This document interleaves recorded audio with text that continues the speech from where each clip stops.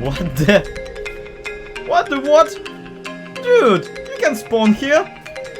Seriously with this? On the God Tower of all places. I am not changing the population number sign just because of you, alright? What is up, the world of the living? My name is BluJayGames and welcome back to Truly Bedrock. In the previous episode I promised that we will be finishing this entire village of Revive. And frankly, I might have lied, by the way. Yeah, I apologize, but this video might take a very different tune, simply because in the background between the videos I took quite a bit of work and I remembered that, oh yeah, FoxyNoTail owes me diamonds. And oh yeah, I have a diamond store in the general area which I need to visit and potentially even demolish if we run out of stock. Be right back. Let me just grab my money laundering horse. Well, it appears that Zloy took my message and ran to me for his diamonds. Welcome, Zloy. How do you like my little area? What do you think? It's very Minecraft 1.6-ish. Look, the basics are the best, I'm telling you. I don't have a house yet, though. I'm still sleeping out here under the stars. I haven't even got a tent. What's I'm not this even then? Up to season 0. Well, this is my library. This is where my villagers live. I don't want to go in there with them. They smell. They never come outside and they don't wash. That's an interesting priority tree you got there. Like, having something to read is obviously more important than having somewhere to sleep. I'm trying very hard to work on having something to sell. Actually, no. Oh. If if we're gonna get like this, but these villagers are very difficult to trade with these days. You can only get one thing out of them, and they lock up and go to sleep. Well, it's a hard day's work selling you stuff. Have you ever worked in retail? That's the experience. You sell thing and then you feel like, oh, I don't want to deal with people anymore. Speaking of dealing with people, I'm here to pick up my payment. Yep, it's got your 7 diamonds in it, as labelled by the 2 stacks per diamond. Okay, let me just do some quick maths here. 15 divided by 2 is not 7. No, it's 7.5, but you can't have half a diamond. Look, at the end of the day, I've done you a favour here, buying things from you. I think 7 diamonds is more than enough for 15 logs. Or honestly, like half of my comment section has been telling me that it's not. And also, yeah, another stack of log was given, okay? You do not get to deny that. And frankly, I'm not here to get my stack of logs back either. I'm here to pick up the diamonds. And I don't want this to turn in that half a diamond to turn into another ship of dreams or some stuff like that. Okay. Last time I had a season-long story arc with you. It didn't really end well for me, so I'm just not gonna even bother. Yeah, don't worry. I'm not going to give you a piece of lapis instead and say it's half a diamond. Come here, cow. I've got an idea, Zloy. I've got an idea. Just hang on a second. I'm going to give you a voucher that you can redeem at a time most convenient to you. Okay? What? With me. I'll just give you a piece of renamed paper. Oh, I need a one of those. Good job I'm on the paper farming mission at the moment. Right, okay. I owe you half a diamond. Oh, I don't want to... Oh, there you go. I've got 3 of these in case you lose one. You can have one for now. Maybe I'll owe you another half a diamond in the future. Okay. that's yeah. Let me check this. It says I owe. Yeah, it's not specified who. Easily fakeable and yeah. That's proper paperwork. That's secure. I look forward to coming to you one day and cashing in and getting half of my diamond back. Well, like I say, I got another 2 of these, so if you end up with another half a diamond at some point, that's a whole diamond, and therefore, I can give you a whole diamond then. But I'm not giving you half a diamond or an extra diamond for half a stack of logs. It's honestly more fair than you just giving me 7, so I'll take my victories where I can. So do I get to keep the llama then? No. So that was a piece of something, but it did kind of end up for me better than you probably think. Listen up, hear me out. Don't listen out. That's not how verbs works or listening.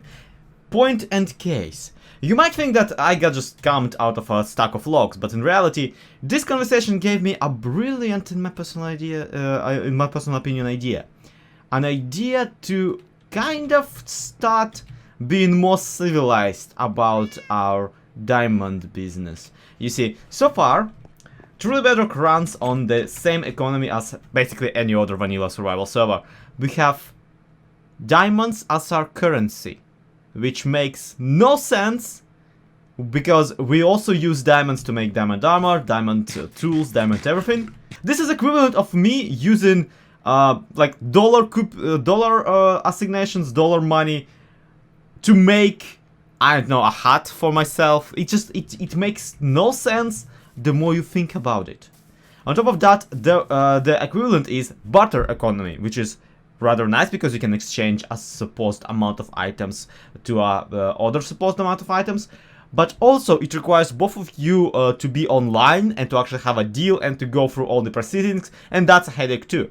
So what if instead of having to pay half a diamond for a stack of logs, we would just pay one signed book, one money, I don't know, by bang. And now we have something very interesting. A copy of this book on Java Minecraft at the very least, not on this version as far as I know, will be somewhat of a, I don't even know, somewhat of a mystery, somewhat of a curiosity, because you see, it will, yeah, copy of the original, it will not stack with the original, but it will stack with other copies of the original.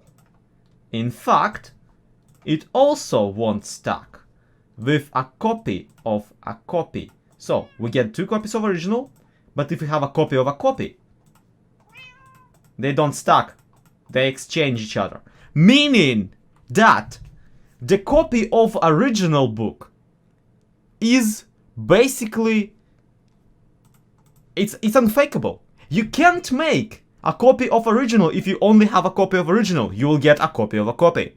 At the same time, there's only one original. So as long as I create one money by bank original, drop it somewhere in the ender chest or something, where no one can get it, make, let's say, 100 copies of it, and 100 of them will amount to like 100 of money, we can then assign some value to the book that we have. And I know, this is getting confusing, this is getting just utterly stupid. So for example, let's just assume that instead of paying me half a diamond, he would give me this book, which, yeah, has value, and let's assume that that value is half a diamond at the moment. Then by putting, like, coming to the bank, dropping two of these books into an item filter, I would get a diamond, for example. In fact, let's not come to the bank for diamonds. Let's go to a diamond shop and we'll just throw 2 money and get 1 diamond in case the diamond shop wants to sell me diamonds for this price. This is a much more versatile system, is what I'm trying to say, because the value of this book can't really go down as long as I don't produce more of them. And I know what you're thinking. Zloy, this is stupid. This is really, really stupid. And you're absolutely right, it is. But you know what? As a little bit of a thought experiment, just to see how far I can go if I attempt to actually force the server into using this, I'm willing to give it a chance. Let's just have fun with this concept, because this is something I've seen on no other server. And if you have seen it done somewhere else, please do tell, because people don't actually realize that ever since Minecraft 1.7 you could do this trick, and people never did. So I say, let's try to kind of corner the market on it. The shopping area, the shopping district of the server, right now is not populated at all. So this is our only chance at giving this a shot. And I'm willing to take it. But before we do, holy poop, that's a lot of That's a lot of diamonds. I feel bad. I feel bad doing this bit right after I spent a lecturing you guys on how diamonds aren't as good as currency as you'd think they are. But oh well, this still feels really nice. Now here's a problem. The written books, unlike diamonds, only stack up to 16. I think we will be able to walk around that with redstone and stuff, but I don't think we will be able to walk around that in the convenience department, because it really is more convenient to carry 64 diamonds than 4 different stacks of books. Also, by the way, farming insects for this project is gonna be a headache, but I'm not bothered about that. I'm not bothered about that just yet. We have 27 books, 27 money overall available on the server right now. Let's put it into circulation, shall we? So this here is the shopping area at the moment, and wow, rock stuff and things. The End by Prowl. Holy poop, people have been actually selling stuff this whole time. This is something I entirely did not expect. I honestly thought that the whole thing will be just an empty field with nothing in it. Ooh la la, Prowl has been end raiding reselling this. Now this is interesting. 2 diamonds each. Ooh, that's a competitive price. That's a good one. I wonder if I could just buy out this entire cut and resell it for a higher price later.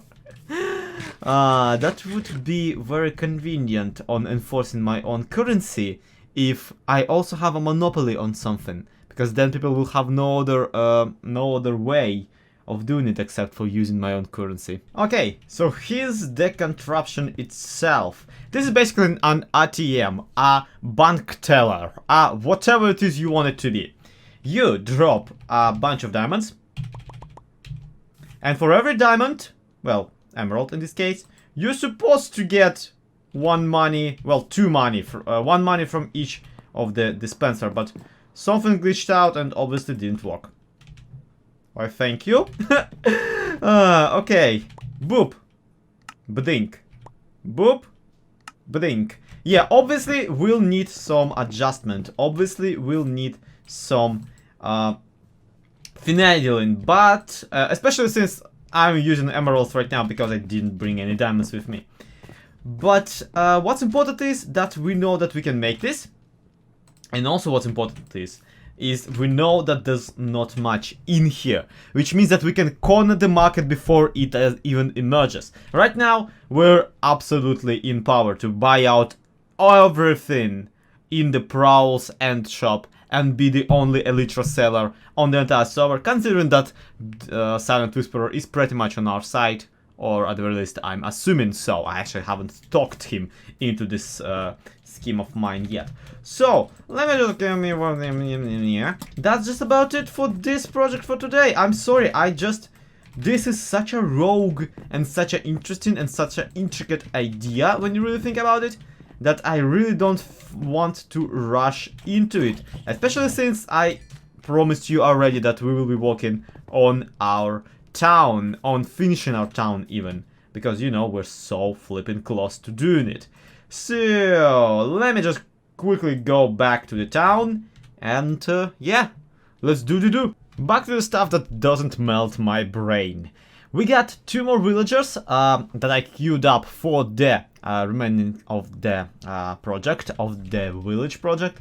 And we got one of them living out there and ready to be transformed into what I'd like to call a botanist, but what in reality is just, you know, a farmer. Just because honestly I really wanted to have my farmer to be more of a, no, wait, move around. Yeah, more of a scientific, but where are you going? Your bed is up. You know what? Whatever. And the other one, I really want to be a fisherman, though he apparently already bonded with the you already bonded with that workbench all the way over there with that silly composter. Oh my goodness, you silly idiots. Alright. It's all fine. It's all fine. It's gonna work out. Dude, let's go. I'm gonna introduce you to a proper bed. You're gonna love your new house. So with the fisherman, everything actually kinda made itself for me without a problem. I even got to use that old chicken on a lid trick. Which, yeah, thank you Bedrock Edition. You don't break lids. We got the barrel, which is what keeps him as a fisherman, and honestly, I don't even care. I don't even care what kind of trades he has. His coal trade is much less expensive than the one executed by my blacksmiths, but my blacksmiths also sell me diamond pickaxes. Do you sell me diamond pickaxes? Well, then shut up, alright? And yeah, there is a chance of him being eaten by a drowned sometime soon, but honestly, I don't see it. My favorite bit is that he loves to just stand on his little nose of his boat, staring into the distance. Oh! And also, I made him a really nice design for a paddle. Now, of course, it's pretty obvious what it is once you dive in, like those are just two fence gates. But on top of the, when you just look over the water current, you actually kind of, yeah, see it as more of a paddle and less of a fence gate. And that's just, yeah, that's just grand, in my personal opinion. Much more interesting, the deal is with the botanist person, because you see, while I'm still not really interested in trading with him, because this project, this village, I might actually leave after I have finished it, to go and walk on my main base for the season. What? Seriously, just go. Bed! Right here, seriously, what is wrong with you, man? Here it is, attached to it. Please. Alright, no matter. I'll teach him how to sleep on bed sometime soon. Even then, they don't really sleep on them, do they? They just kind of lay there, staring to the ceiling. My point is, this guy, I need to decorate his house accordingly. And yeah, as a former library, it already kind of does look like a scientist kind of type of deal. Heck, he even has these little plants over there on his windowsill, which lends credence to the idea that he is a botanist after all, and not a librarian like the original owner was. So all I need to do really is populate the rest of the island with the remnants of his botanism experiments. So basically I need to spam plants somewhere around here, maybe give him a little bit of a... Hey, he connected to the bed! Now if only he could figure out how to open a door, poor sap. Yeah, all I need to do is spam a bunch of plants, maybe berry bushes, perhaps some plant tree, regular bushes, leaf blocks, that kind of thing. And we should be golden, and we should be good to go. Oh, and as for spawn proofing, I bought a ton of sea pickles from SlackLizard, and yeah, I lit up most of the area. There are still some drowns that randomly appear around this house, and I have no idea where they're coming from. It's either from below here or something, or maybe somewhere closer. So I'm yet to spam the rest of the area in sea pickles to prevent them spawning properly. Other than that, the village is actually pretty safe. And I'm pretty sure that the fisherman is being eaten right now. Yeah, he's just in bed, guys. It's fine. It's all fine. Now that's way better. Yeah, this is once again where we hit that threshold of me simply not having a second account with which to time-lapse this kind of stuff. Now, never mind that piece of potato. It doesn't matter. It's just a minor piece of potato and really not that big a deal. I went all out with greenery and basically submerged in it this side of the island. The backside of his house especially is a mess, and by design so. This area here is supposed to be kind of his playground in which he tries to basically botanist his way around, trying to make enough food for the entire village to not starve. And obviously, with the swamp being the swamp, the best food available is not wheat, not potatoes, not anything. It's berries, it's some mysterious plants he has found just kind of growing around. It's even more berries, and it's of course mushrooms, which, by the way, look at this. Turns out you can get quite some fun designs out of mushrooms, out of, you know, mushroom stems, if you just add a bit of the glass panel around. Usually people do this exact effect using quartz, but I find quartz is kind of not good for mushroom stems in general. And unsurprisingly, mushroom stems just make a better mushroom stem. Except that, you know, birch wood makes an even better mushroom stem. And the best mushroom stem in the game is actually bone block. So, yeah, decorative mushrooms are, yeah, they're complicated science to them. I attempted to even make the mushrooms that he's growing a tiny bit different. As you can see, there's this subset of them in real life that actually grows on the core of the tree, on the bark of the tree, not on the core, on the bark of the tree, and kind of in this sideways manner. And I attempted to do that, and I don't feel like I succeeded, especially since I can't really get the brown blocks without having to move them around using pistons. I only can ever get the silk touch.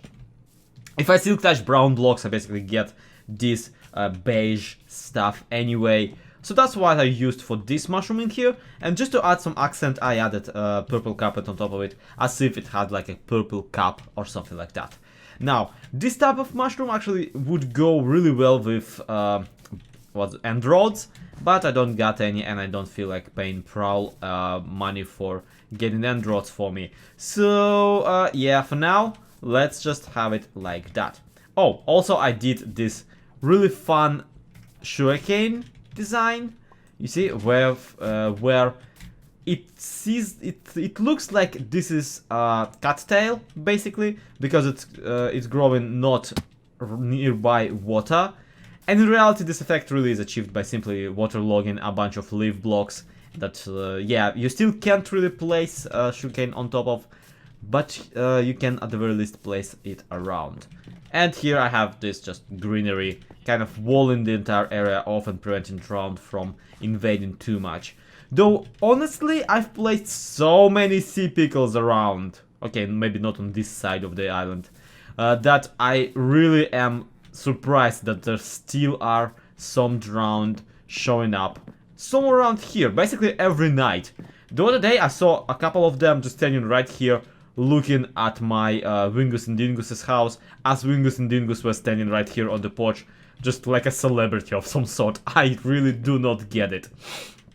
It legitimately looks like they're playing violin to the drowned every evening, and they really gotta abandon that hobby, because they are gonna get themselves trident to the face if they mess up a few sore notes. With that last house being sorted and decorated, there's only two major things left to do. And yes, I took an Lyarrah from Silent, don't tell him. Those two things are generally, well, decorating the areas between the houses, kind of taking advantage of the negative space, adding some greenery on the edges of every single island, because that's just how swamplands generally work.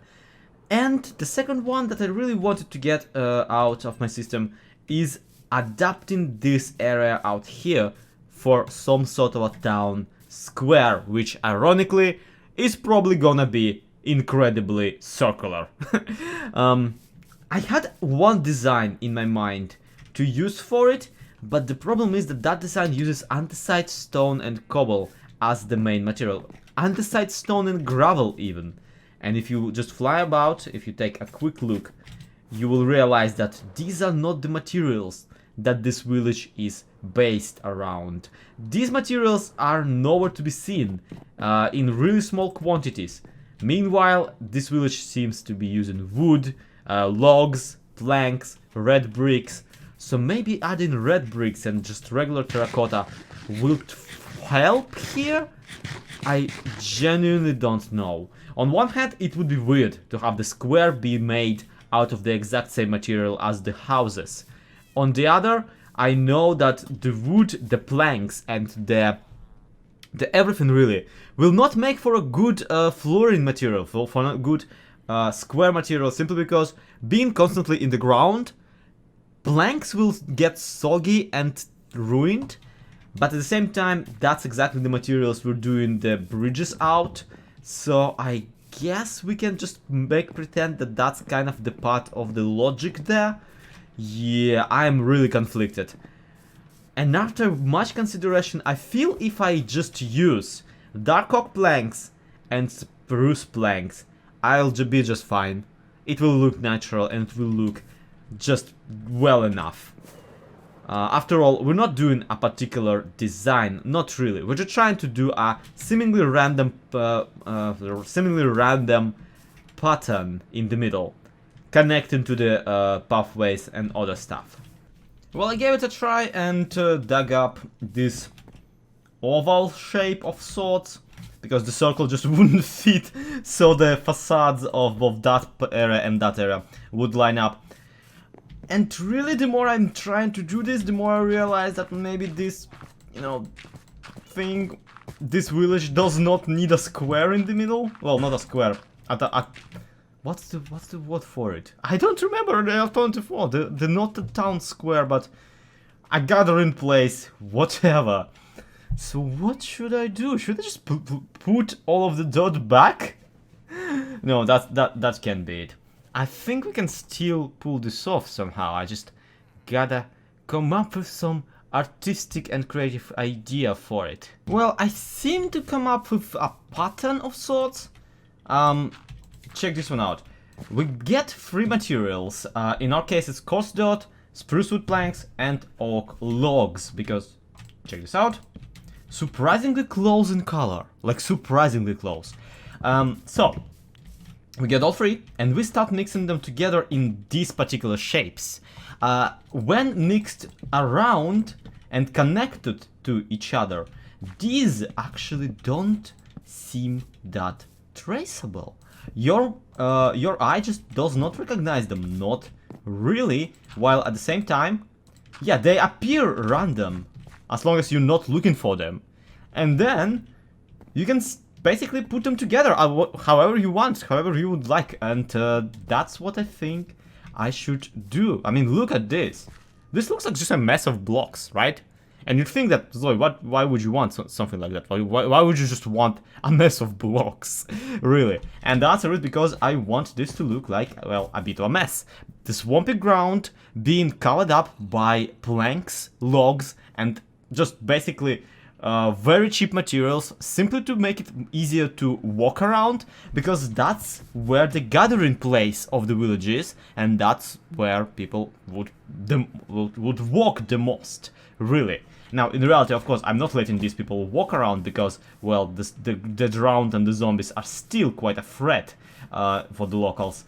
But it would make sense to pretend at the very least, and maybe I can finally buy that stupid bell and place one of those in the middle.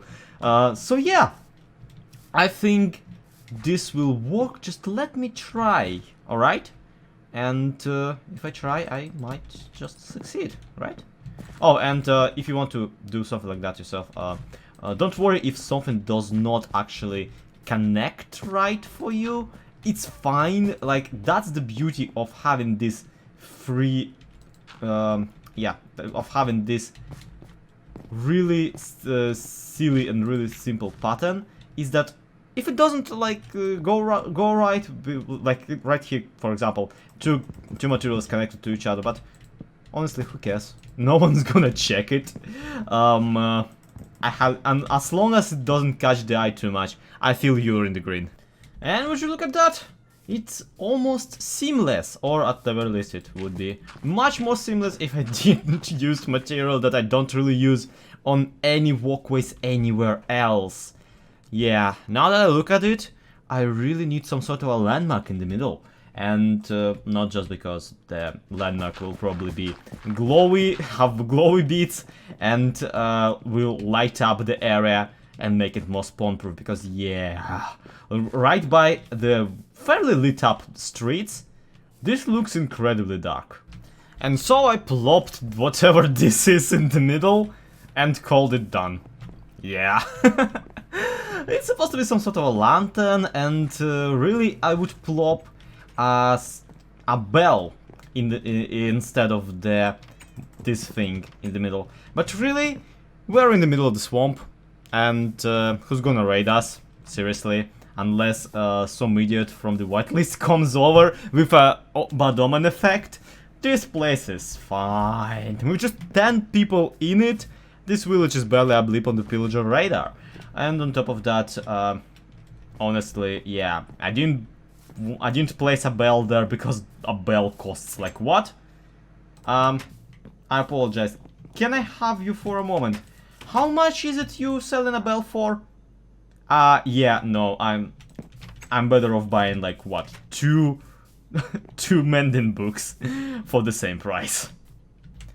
And so we're basically done with the village of the revive. Friends, this has been a great exercise that taught me a lot about how to deal with the new villager mechanics. Now, of course, on the outskirts and on the edges and all over the village, on the little border of it, I might add more greenery, I might blend it in, terraform it, whatever, do a lot of things with it, but seriously, the core is already there, and I seriously don't feel like you would miss out if I didn't show you that, you know, minute and really not a big deal type of a process. So yeah, would you look at it? Would you look how pretty it is? How cool can Minecraft be when you just treat people like people? It's funny I say that because I have like a terrifying plan on how to make everybody's existence on the server miserable. But yeah, let's not talk about that for now. For now, I feel so good about having completed, well, okay, somewhat completed this project. And while everyone's asleep, friends, I feel it's time for me to go too. Thank you everybody so much for watching, hope you enjoyed it. If you did, do leave a like, do let me know what you think about the village and about my plan that I explained at the beginning of the video, you know, with the one money and things. I really think that I got something in there, so I'm looking forward to your reactions. For now, that's gonna be it. To be continued, have a good one, bye bye.